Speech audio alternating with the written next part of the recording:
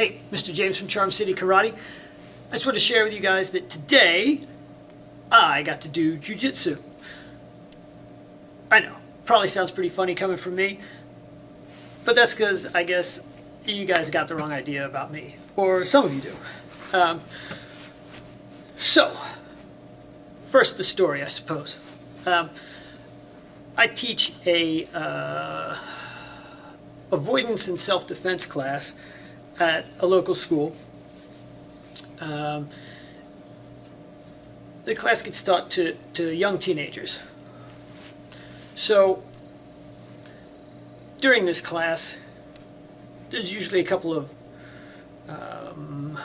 more energetic utes. So at the end of the class, teaching a couple of very basic escapes. Escape for a wrist lock, escape for a choke, and I was showing them how to get out of like the old arm around the neck choke, drag you off into the bushes, or the van with no windows, or what have you. And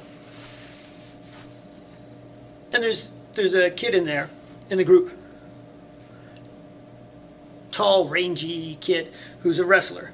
He's I think 14, big kid, lots of energy.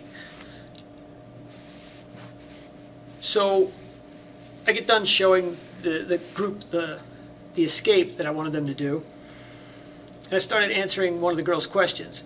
And all of a sudden this kid comes up behind me, wham! Arm around my neck, trying to, I don't know, take me down with this thing.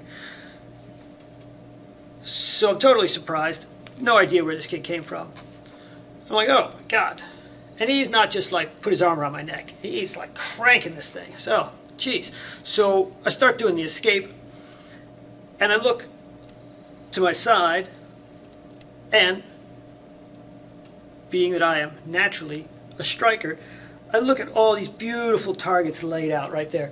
I can see his solar plexus, his groin, his bladder, and my first instinct is throw some elbows into this kid, maybe a hammer fist or two, step back, I'm done. But can't really do that in this situation. Why? A, he's underage. B, I'm responsible for these kids. It's just not really appropriate. So, gotta hold off. So, alright. We'll just continue through the escape, and we'll settle this in a more gentle way. So I'm looking to step around him, and I notice he's got both of his legs wrapped around one of my legs. Wrestler wants to take me down.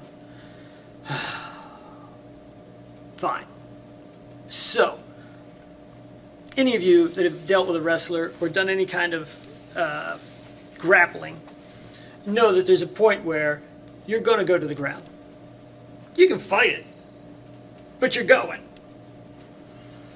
The best choice at that point is to go with it and find a comfortable way to land or an advantageous position to be in when you get there. So, we're on a hard tile floor. I don't want to be the one on the bottom when we hit the hard tile floor. I position myself so that when we land, he's going to be on the bottom and I can land on him. So we get down there on the floor. I think, all right, his right hand is here. I'll just take this, I get a nice wrist lock, I'll tap the kid out, we'll be done. I grab the hand, I start to go for a nice butterfly, he's a strong kid, and I hear one of his buddies yelling, he's going for your wrist, he's going for your wrist! Oh, it's like he's got a corner. They've been yelling and cheering him on the whole time. Fans, I expected from his friends and his cohorts in the class. But a corner? Man. So he snatches his hand back and he starts like moving to get in position to pin me or something. Pin me?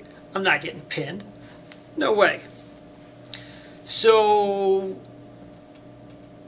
I gotta do something. I'm not gonna get pinned to the floor. I'm not staying down here. The worst thing you can do with a wrestler is try to get up. What do they do all day in practice? They keep people from getting up. You give him your back, you try to get up, you're just going to get down on the ground again and again and again. You keep facing him and you try to get up, you're going to get down on the ground again and again and again. All right?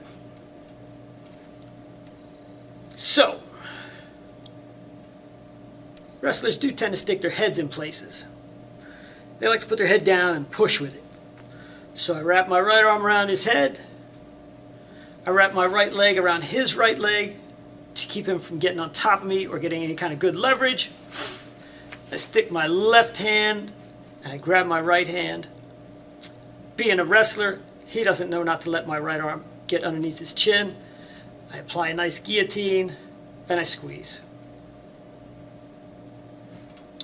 He knows how to tap out. So he taps out and he even yells, tap. I let go. He gets up. I get up. Everybody starts clapping.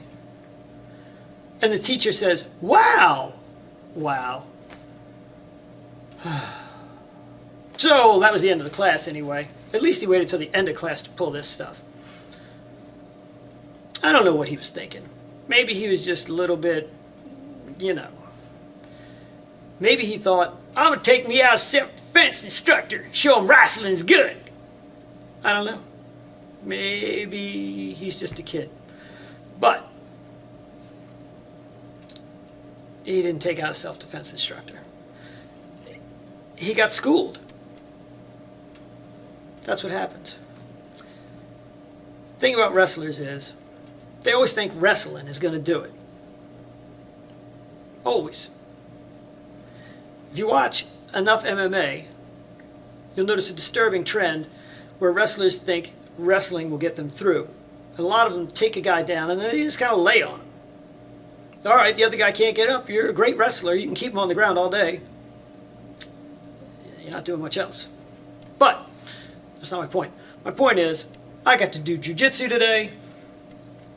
It was a nice fallback because I really wasn't allowed to hit the kid.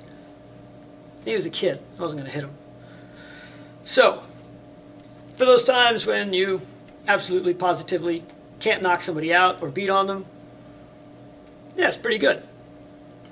Personally, though, I would have preferred to use my striking and end this debacle, I don't know, a minute earlier. But we all have what we prefer, so there you go. It's all about picking the right tool for the right environment. I was in an environment where striking wasn't an option, so I used Jiu Jitsu. There you go. I'm Mr. James from Charm City Karate.